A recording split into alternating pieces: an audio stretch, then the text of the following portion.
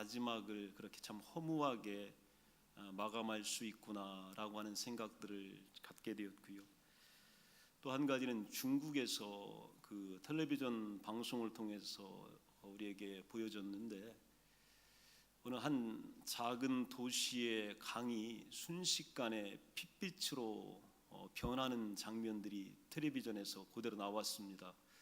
여러분도 아마 보신 분이 계시겠지만 참 믿기지가 않아요. 어떻게 그 강 전체가 완벽하게 피로, 마치 피를 풀어놓은 것처럼 완벽하게 핏빛으로 변하고, 거기에 놀란 시민들이 경악스럽게 나와서 구경하고, 또 원인을 찾아내지 못하고, 또 당국에서는 화학물질이 흘러 들어간 적도, 주변에는 공장도 없다 이렇게 발표했는데, 그런 일들이 일어납니다.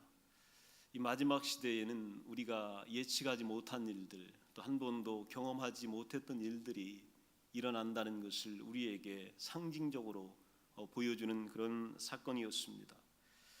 그 유병원 씨의 그 변사체가 발견되고 나니까 그의 삶이 방송에서 여러 가지로 지탄의 대상이 됩니다. 호화로운 생활이다, 아니면 너무 풍요로웠다, 또 너무 참 편하게 또 마음대로 살았다 등등 뭐 갖은 표현을 동원해서 비난하는 장면들을 우리가 보면서 이 풍요롭다라고 하는 것에 대해서 한번 생각을 해봅니다.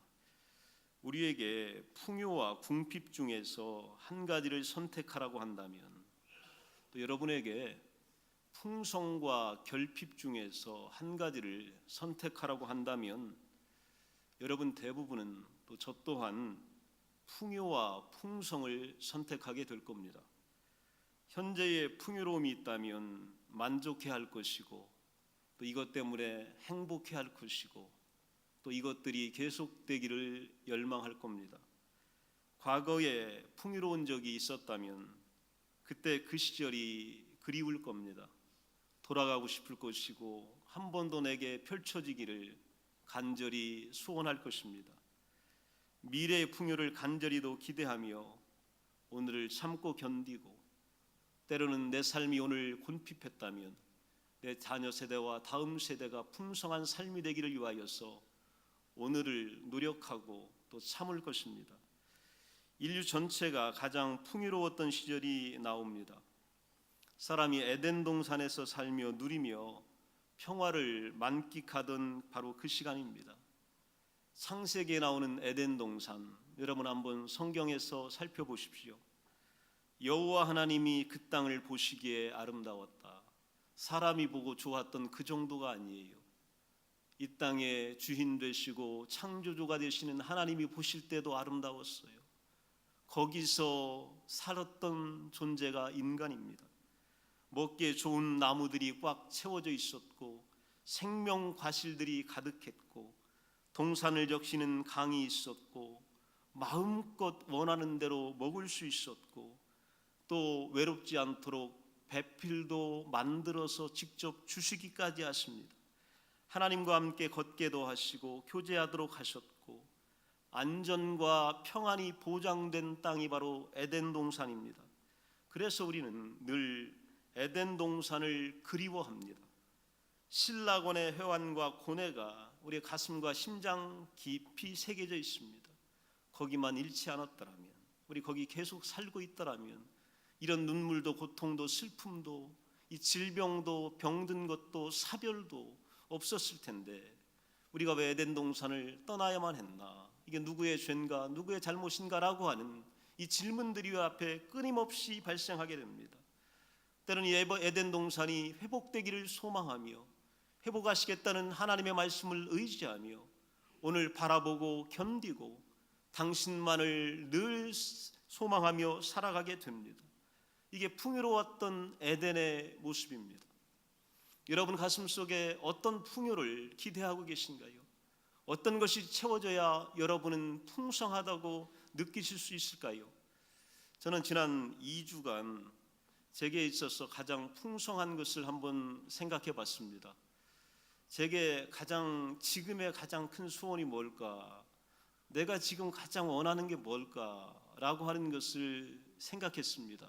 생각하기 전에 제 몸에서부터 이렇게 흘러나왔어요. 내가 제일 바라는 거, 그게 뭐냐면요, 큰 재산을 갖는 것도 저에게는 큰 의미가 없었어요.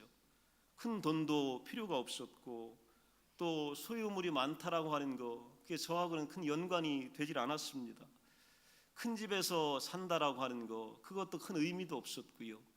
또 자동차, 또 좋은 거, 새로운 거, 럭셔리한 거, 이것조차도 귀찮았습니다.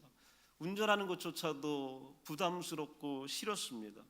보석이나 재화나 여러 가지 빛나는 것들은 관심 밖이었습니다. 한 가지가 딱 생각나는데요, 그게 뭐냐면요, 따뜻한 밥 한 그릇 먹고 싶은 마음이 솔직히 생겼습니다. 밥 한 그릇 빨리 먹고 싶다 하는 마음이 생겼는데요, 이 밥하고 제가 먹고 싶은 게 몇 가지가 떠올랐는데, 그게 뭐냐면요, 호박을 그 새우젓으로 조린 거 있잖아요. 그 국물도 좀 있고요.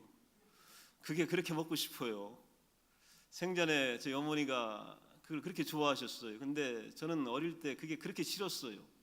그 구하기 쉬우니까 그거 갖다가 그냥 금방 내 요리해서 반찬 만들고 또 있는 새우젓 이렇게 넣어가지고 하니까 먹고 그랬는데, 참 그거 먹기가 굉장히 참 싫었는데요, 지금은요, 반찬 중에 제일 먹고 싶은 반찬이 호박이에요. 그리고 그 새우젓으로 국물 낸 호박이 그렇게 먹고 싶고요. 또 한 가지 반찬이 생각나는데 뭐냐면, 그 열무로 담근 물김치 있잖아요. 그것도 아마 기억나시는 분 계실 거예요. 풀을 써가지고, 옛날에 풀을 쓴다고 했잖아요. 아마 찹쌀가루 위에다 뭐 물을 섞는데 풀을 써가지고 김치를 삶을 때 이렇게 부어요. 그러면 이 김치가 빨간색도 아니고 그냥 허연하게, 그리고 국물은 가득 채워지고 열무가 둥둥 뜨는 이런 그 물김치예요. 참 이게 정말 싫었어요. 다른 집처럼 좀 빨갛게 양념도 좀 하고 먹음직스럽게 좀 만드시지, 또 이거 반찬으로 싸주면요, 자꾸 흘려가지고 가방 적시고 이거 친구들 앞에 내놔야 먹지도 않아요. 그냥 맛있게 생긴 열무김치도 있는데, 허이연한 열무김치, 국물만 가득 채운 열무김치, 이거 잘 먹지도 않는데, 그래 어머니께 불평을 합니다. 아이고, 열무김치를 왜 이렇게 담그냐고. 조금 먹음직스럽게 고춧가루 좀 많이 넣고 좀 빨갛게 좀 이쁘게 맛있게 좀 국물 안 생기게 좀 담그라고 이렇게 불평 불만을 하면요, 우리 어머니의 답변은 한마디입니다. 아빠가 좋아하신다. 그러면 그만이에요. 아빠가 이 김치 좋아하기 때문에 이 김치 담근다는 거예요. 그리고 나서 말을 안 하십니다. 아마 우리 젊은 우리 세대, 아니면 그 이후의 세대는 이 말이 이해가 안 되겠지요. 아빠가 좋아하는 게 문제가 아니라 우리 자녀가 좋아하는 게 문제가 되겠지요. 그러나 아빠가 좋아하시기 때문에 그것만큼은 양보하지 않으세요. 무조건 담급니다. 근데 그게 그렇게 먹고 싶고요. 또 한 가지는 군대 생활할 때 제한된 공간에서 위로를 줬던 것이 그 강원도 막국수입니다. 이 막국수에다가 그 돼지 수육 한 접시 먹고 싶다.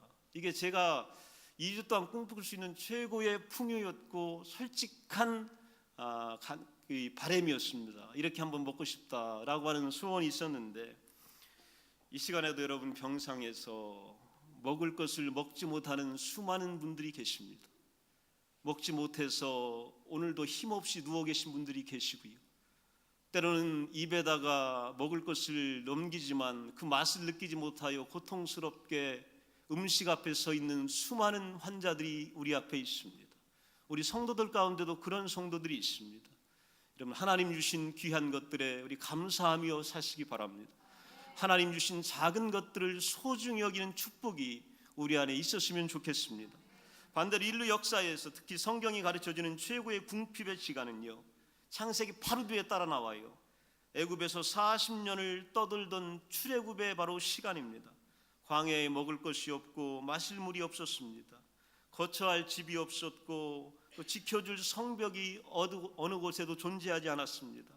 정처 없이 떠돌아야 했고 거처를 이동해야 했습니다. 그들의 마음은 강팍해져 불평과 불만으로 점철된 그런 시간을 보냅니다. 만나와 메추라기, 샘물이 있었지만 이것까지는 이스라엘 백성들의 마음이 채워지질 않아요. 이것 가지고는 만족을 하질 못합니다. 애굽이 더 좋아서 돌아가고자 했던 시절, 애굽만을 그리워했던 광야의 궁핍의 시간들도 있었습니다. 풍요와 결핍의 시간이 극명하게 대조가 되어 나타납니다. 그런데 인류는 풍요로울 때 성공했을까요? 풍요로울 때 이겼을까요? 어려웠을 때 궁핍할 때는 항상 졌을까요? 항상 실패했을까요? 오늘 성경을 보게 되면 풍요의 시간에도 결핍의 시간에도 우리 인류 모두는 다 실패했습니다. 에덴 동산에서 아담과 하와는 너무 풍요로워서 뱀의 유혹에 넘어집니다. 광야에서 이스라엘 백성들은 너무 궁핍하고 어렵다고 느껴졌기 때문에 불순종으로 하나님께 실패하며 넘어졌습니다. 연약한 인간은 풍요로울 때 결코 만족하거나 지혜롭지 못합니다. 모순된 인간은 궁핍할 때 결코 희망적이거나 끈기가 있지를 못합니다. 이 결정적인 실패의 사건이 인류를 지금까지 지배해 왔던 것입니다. 이를 보시고 우리를 지으신 창조주 아버지는 너무 마음이 아프셨습니다. 늘 실패하고 늘 넘어지고 늘 어려워하니까 하나님은 너무 안타까우셨던 거예요. 풍요할 때나 궁핍할 때도 죄와 사망의 권세에 종노릇하며 끌려다니며 신음하며 아파하며 절망하는 자녀들을 그냥 내버려 둘 수가 없으셨던 겁니다. 하나님 당신께서 이 문제를 직접 해결하시기로 마침내 작정을 하셔요. 왜 그러냐면 지금까지 가진 노력을 다했으나 실패했습니다. 수많은 선지자를 이스라엘 땅과 사랑하는 선민들에게 백성들에게 보냈는데 그들은 선지자를 영접하지 않습니다. 그리고 그들을 죽이거나 그들을 옥에 가두거나 그들을 핍박합니다. 때로는 주변의 강대국을 사용하여 그들을 압박해 보기도 하고 질병과 고통을 그들에게 몰아주기도 했지만 그들은 그래도 실패합니다. 고통당하면서 실패하고 어려워도 실패하고 없어도 실패하고 풍요로워도 실패하니까 하나님 당신이 직접 나서실 수밖에 없었던 겁니다. 하나님이 인간이 되어 이 땅에 오시기로 결정하시고 때가 무르익기를 기다리셨다가 육신의 몸으로 내려오십니다. 그분이 바로 우리가 믿는 예수 그리스도십니다.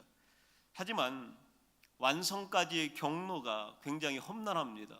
십자가에서 우리의 죄를 사하시고 또 3일 만에 죽음의 권세를 이기시고 무덤에서 부활하시기가 굉장히 험난했습니다. 동정녀 마리아의 몸에 잉태되어 성육신하여 이 땅에 내려오셨을 때에 많은 사람들이 어머니와 아들을 오해했습니다. 그들 모녀에게 위기가 닥칩니다. 그들에게 편견과 조롱과 질시와 손가락질을 몰아주기 시작합니다. 탄상의 순간이 다가옵니다. 환영받지 못합니다. 방도 없습니다. 누울 곳이 없어서 말 구유에 누워야만 했습니다. 그리고 그 여정이 굉장히 고단했습니다. 이 땅에 출생했지만 헤롯 왕이 죽이겠다고 찾아다닙니다. 온 마을을 다 찾아다니고 온 이스라엘을 다 죽이겠다는 것입니다. 죽음의 위협이 예수님에게 찾아와서 예수님은 어쩔 수 없이 멀리 이방 땅으로 도망가야만 했습니다. 애굽으로 망명합니다. 거기서 돌아올 기약이 없어요. 헤롯 왕이 죽을 때까지 그 어린 예수가 애굽 땅에서 기다렸습니다. 그리고 왕이 죽고 나서야 겨우 당신의 고국으로 돌아올 수가 있었습니다. 소년 시절에 예수님은 우리식으로 얘기하면 소년 가장입니다. 아버지가 일찍 돌아가신 것으로 성경에서 해석이 됩니다. 홀 어머니, 젊은 어머니, 오해받는 어머니, 손가락질 받는 어머니, 또 여러 명의 동생들을 부양합니다. 그래서 아버지가 걸었던 목수의 길을 그는 30년 동안 걸었던 겁니다. 사회적 편견과 손가락질이 우리 예수님을 힘들게 했어요. 사생하다, 아버지가 누구인 줄도 모른다, 어머니의 행실이 너무 불량했다, 저런 가정에 접근하지도 말아라, 친구도 되지 말아라, 함께 하지도 말아라, 가까이 가지도 말아라, 상상할 수 없는 수많은 질곡의 시간들이 예수님에게는 찾아옵니다. 사는 동네가 어떤 동네냐면 갈릴리의 나사렛. 성경에 그랬잖아요. 나사렛에서 무슨 선한 것이 나겠느냐. 이게 이스라엘 백성들이 심심찮게 하던 얘기예요. 거기서 살았습니다. 무시당하는 변방의 마을에서 예수님은 그렇게 사셨습니다. 이렇게 이 땅에서 고단한 30년의 사월을 예수님은 살아내셨습니다. 이제 드디어 하나님의 때가 되어 공생애의 시작을 선포하실 때 두 가지가 영광스럽게 나타납니다. 한 가지가 바로 뭐냐면 당대 최고의 선지자였던 세례 요한의 평가를 제대로 받는 일입니다. 마태복음 3장 11절에 보면 내 뒤에 오시는 이는 나보다 능력이 많으시니 나는 그의 신을 들기도 감당하지 못하겠노라. 세례 요한이 우리 예수님 인정합니다. 나는 물러가야 되겠고 나는 그분의 신 들고 다니는 것도 안 되는 부족한 종이다. 예수님은 어마어마하신 분이다 라고 증거합니다. 찬사를 받습니다. 두 번째는 요단강에서 요한에게 세례를 받으실 때 어떤 일이 일어났냐면 마태복음 3장 16절에 보면 하늘이 열리고 하나님의 성령이 비둘기같이 내려왔다. 하늘이 열리고 하나님의 성령이 비둘기같이 내려왔다. 오늘 여러분 고단한 예수님과 같은 삶을 사셨던 여러분들에게 하늘이 열리는 축복의 시간이 되기를 간절히 축원합니다. 오늘 고독하고 때로는 외로워서 소외당한 채 살고 나에게는 친구도 없으며 나는 사랑받지 못했다는 이런 자괴감으로 살아가는 여러분들에게 오늘 비둘기같이 하나님의 성령이 임하실 줄로 믿습니다. 오늘 17절에 보면 하늘로부터 소리가 있어 말씀하시되 이는 내 사랑하는 아들이요 내 기뻐하는 자니라. 하늘에서 소리가 났어요. 내 사랑하는 아들이요 기뻐하는 자들. My beloved son. 하나님의 음성이 아들에게 들립니다. 이 두 가지 영광이 예수님의 공생애를 축복하는 거예요. 공생애의 첫 시작은 멋지고 경이롭고 황홀했습니다. 아름다웠습니다. 계속해서 이런 순간만 이어지면 얼마나 좋겠습니까? 그런데 이게 다가 아닙니다. 드디어 올 것이 옵니다. 드디어 어려움이 닥치기 시작합니다. 오늘 본문 4장 1절에 보면 그때 예수께서 성령에게 이끌려 마귀에게 시험을 받으러 광야로 갔다 이렇게 말씀하고 있습니다. 인간이셨기 때문에 인간의 몸을 입으셨기 때문에 이 땅에 살고 계셨기 때문에 풍요로운 에덴 동산에서 또한 궁핍했던 광야에서 인간을 실패하게 했던 마귀가 나타나서 시험하는 것을 예수님조차도 피할 수가 없었어요. 예수님도 이 시험의 순간을 직면해야 됐고 이것을 견뎌야만 됐고 이것들을 이겨내야만 했던 것입니다. 이것이 바로 예수님이 공생애를 시작했던 첫 번째 사역입니다. 광야에서 계신 예수님을 한번 여러분 생각해 보십시오. 아담도 에덴 동산에서 실패했어요. 이스라엘 백성들도 광야에서 그들의 모든 삶 속에서 실패했는데 예수님은 달랐습니다. 유혹과 불순종의 실패를 확실히 넘어서서 실패한 곳에서 말씀에 순종하여 시험을 이기는 것을 우리들에게 보여주셨습니다. 오늘 아담은 실패했으나 이스라엘 백성은 실패했으나 예수님은 이기셨습니다. 그분이 우리에게 용기와 힘을 주시고 우리도 이길 수 있다고 말씀하여 주십니다. 우리도 승리할 수 있다고 이 시간에 격려하여 주십니다. 마귀가 세 가지 시험을 합니다. 우리가 너무 다 잘 아는 시험이에요. 가장 연약한 육체를 안고 있는 40일 금식기도 후에 이 마귀가 예수님에게 시험하는 것이 바로 뭐냐면 돌덩어리를 떡으로 만들어 먹으라는 거예요. 배고픔의 시험입니다. 4장 3절에 보면 내가 만일 하나님의 아들이거든 명하여 이 돌들로 떡덩이가 되게 하라. 이 한 문장이에요. 두 가지 질문이 들어있어요. 뭐냐면 하나님의 아들이 배고픔을 느껴야 될 이유가 어디 있느냐? 그렇잖아요. 하나님의 아들이 왜 배고파야 돼요? 하나님의 아들이 왜 오늘 떡 한 덩이 먹지 못해서 이렇게 고통스러워야 돼요?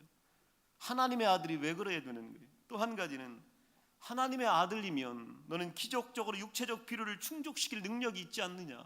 왜 그러고 있느냐? 만들어 먹으라는 거예요. 하나님의 아들이 왜 그런 것도 못하느냐? 너에게 왜 이런 일이 일어났느냐라고 하는 이 마귀의 제안은 여러분 그럴듯해 보입니다. 그렇지만 예수님은 하나님께서 백성들을 위해서 이 땅에 구원받을 온 인류를 위하여 배고픔을 겪게 하신다는 것을 이미 알고 계셨습니다. 이 배고픔의 사역이 당신이 걸어가야 될 길이라는 것을 하나님의 아들 예수 그리스도는 알고 계셨습니다. 신명기 8장 3절을 인용하여 이렇게 말씀하십니다. 너를 낮추시며 너를 줄이게 하셨으며 또 너도 알지 못하며 내 조상들도 알지 못하던 만나를 내게 먹이신 것은 사람이 떡으로만 사는 것이 아니요 여호와의 입에서 나오는 모든 말씀으로 사는 줄을 내가 알게 하려 하심이라. 우리 떡으로만 사는 존재가 아니라 하나님의 말씀으로 사는 존재입니다. 여전히 배고프지만 하나님의 말씀 때문에 살아요. 여전히 우리는 이 떡이 우리에게 필요한 줄 알지만 이보다는 하나님의 말씀이 더 귀하다는 것을 오늘도 선포하고 오늘도 인정하며 오늘도 하나님께 수긍하며 그렇게 살아갑니다. 예수님은 사역을 위하여 지속적인 결핍의 삶을 살아가셨습니다. 그리고 이것을 두려워하거나 부끄러워하지 않으셨습니다. 우리 삶에 부끄러운 것들이 아니면 부족한 것들이 조금 있을지라도 여러분 너무 그렇게 부끄러워하지 마십시오. 육체를 안고 있는 우리들은 그렇게 살아가는 겁니다. 조금 부족한 채로, 조금 손가락질 받는 채로, 조금 그렇게 유혹받으면서 살지만 하나님의 말씀만이 내 생명이 된다는 것을 믿으며 살아가는 존재가 바로 우리이기 때문입니다. 너무 물질적인 안락만을 추구하고 안정만을 찾게 되면 우리 언제 실패할 수도 있기 때문입니다. 두 번째는 신뢰의 시험입니다. 4장 5절 6절에 보면 성전 꼭대기에 세우고 내가 만일 하나님의 아들이여든 뛰어내려라. 사자들이 손으로 너를 받들어 발이 돌에 부딪히지 않게 하리라. 이게 너무 논리적으로 맞는 말입니다. 맞는 질문입니다. 결과는 명확하게 맞습니다. 뛰어내리라는 거예요. 한번 뛰어내려봐라. 그러면 주의 천사들이 너를 손으로 받들 거다. 뛰어내리기 전에 내 발이 돌에 부딪히지 않도록 천군과 천사가 보호할 텐데 뭐 걱정이냐. 한번 뛰어내려라. 오늘 이렇게 시험합니다. 이런 시험은요, 하나님을 믿으니 해보라는 거예요. 한번 해보라는 겁니다. 우리를 부추기고 충동질하는 사탄의 시험이 바로 이것입니다. 이 시험은 예수님과 하나님 사이의 관계의 문제입니다. 두 분 사이의 신뢰의 문제지 해보고 안 하는 게 문제가 아니에요. 했는데 결과가 어떻게 나타나는지 이게 문제가 아닙니다. 예수님은 얼마든지 자신 있게 약속해 주신 보호를 주장할 수도 있었습니다. 그러면 하나님의 도움을 이끌어내려고 우리가 뛰어내려야 할까요? 하나님이 도와주실 것이니까 우리도 뛰어내려야 할까요? 시키는 대로 해야 할까요? 무모하게 해야 될까요? 충동질대로 해야 될까요? 때로는 이성 없이 분별 없이 우리도 해야 될까요? 이런 행위는 이스라엘이 광야에서 여호와를 시험하여 이르기를 여호와께서 우리 중에 계신가 안 계신가, 이게 이스라엘 백성들의 최고의 시험거리였어요. 진짠가 아닌가, 계신가 안 계신가, 가짜인가 아니면 죽었는가, 이 마음이 평생을 떠나지 않았어요. 계신가 안 계신가 하면서 한 것처럼 하나님을 시험하는 것이 되기 때문에 오늘 예수님은 그러지 않으셨습니다. 때로는 우리를 시험하는 것이 뭐냐면 무모함과 비상식이 신뢰가 아닙니다. 과시하고 뽐내는 것이 여러분 믿음이 아닙니다. 신명기 6장 16절에 너희가 마사에서 시험한 것 같이 너희 하나님 여호와를 시험하지 말라, 이렇게 말씀하고 있습니다. 우리는 하나님을 시험하고픈 실패 유혹을 잘 견뎌야 합니다. 내가 내 마음대로 한번 해보면 하나님이 다 해주시겠지, 하나님이 나를 살려주시겠지, 나를 보호해 주시겠지. 시험보다 중요한 것은 깊은 신뢰입니다. 하나님은 절대 시험의 대상이 아니라 신뢰의 대상입니다. 내가 해보고 안 하고 그럴 뿐이 아니라 내 전체를 맡겨야 되는 분입니다. 내가 그분의 품에 안겨야 되는 분입니다. 내 삶 전체가 그분 안에 있어야 되는 그런 분입니다. 마지막 세 번째는요, 십자가 없는 영광의 손쉬움과 가벼움에 대한 시험입니다. 4장 9절에 보면 만일 내게 엎드려 경배하면 이 모든 것을 내게 주리라. 너무 간단하잖아요. 준다는 게 뭐냐면 이 세상의 모든 것 다 주겠다는 거예요. 세상 부귀와 권세 다 주겠다는 거예요. 어려울 게 없잖아요. 눈 딱 감고 한 번만 하면 다 해결되고 가질 수 있다는 달콤한 제안입니다. 예수님에게 이 제안이, 이 시험이 온 것은 십자가를 거치지 않고 손쉽게 왕이 될 수 있다라고 하는 제안입니다. 예수님은 늘 마음의 부담이 십자가에서 죽어야 되는 것, 우리 죽음의 고통을 매일매일 살아가는 것이 예수님의 사역의 한 중심에 사로잡고 있었는데 이거 없애주겠다는 거예요.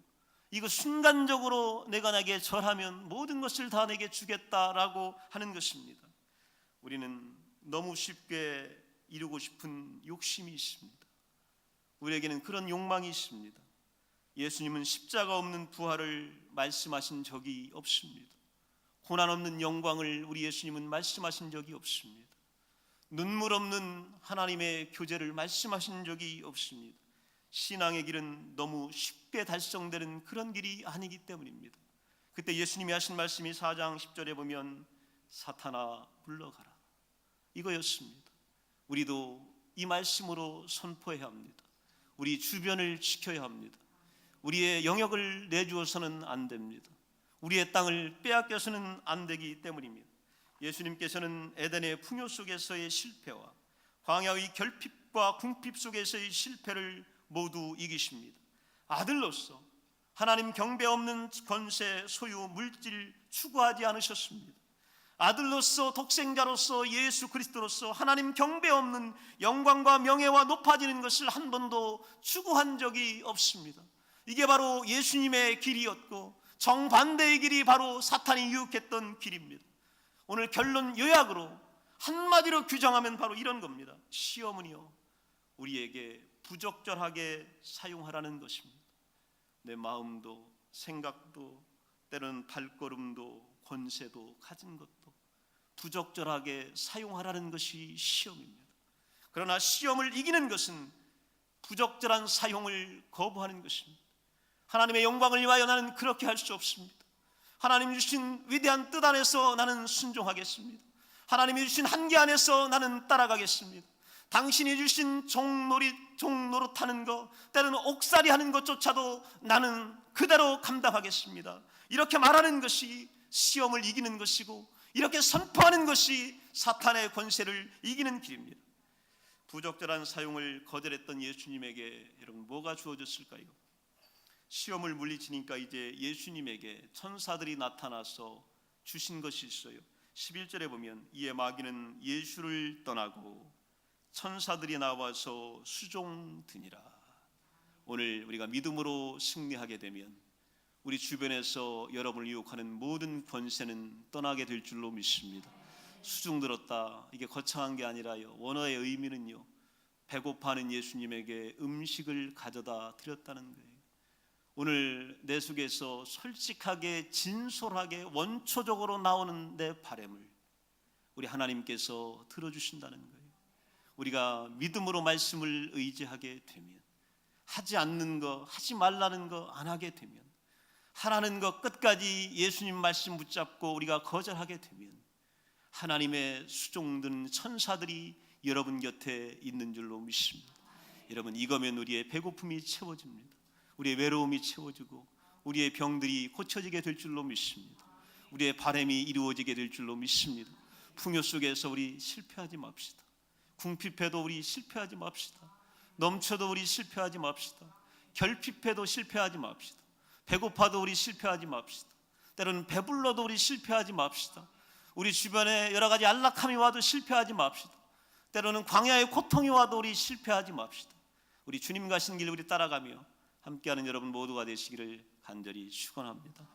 다 같이 자리에서 일어나시겠습니다.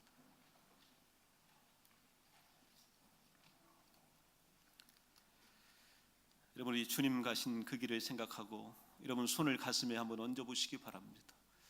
여러분의 병든 몸, 병든 육체, 병든 영혼, 우리